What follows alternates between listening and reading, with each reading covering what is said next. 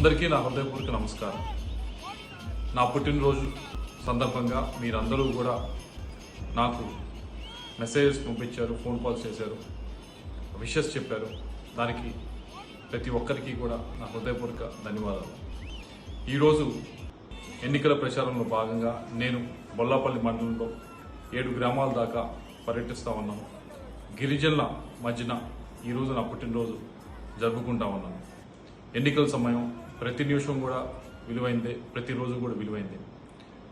నేను కూడా మిమ్మల్ని కోరేది ఒకటే, మీ అందరూ కూడా ఈ 10-12 రోజులు ఎన్నికల సమయంలో మీరు వార్డుల్లో, గ్రామాల్లో ప్రతి ఇంటికి కూడా టచ్ చేసి తెలుగుదేశం పార్టీ ఇస్తున్న హామీలని, తెలుగుదేశం అధికారంలోకి వస్తే జరిగే మంచిని ప్రతి ఒక్కరికి కూడా వివరించేదానికి సమయం కేటాయించాలని చెప్పి కోరుకుంటూ అందరికీ కూడా మరొకసారి ధన్యవాదాలు.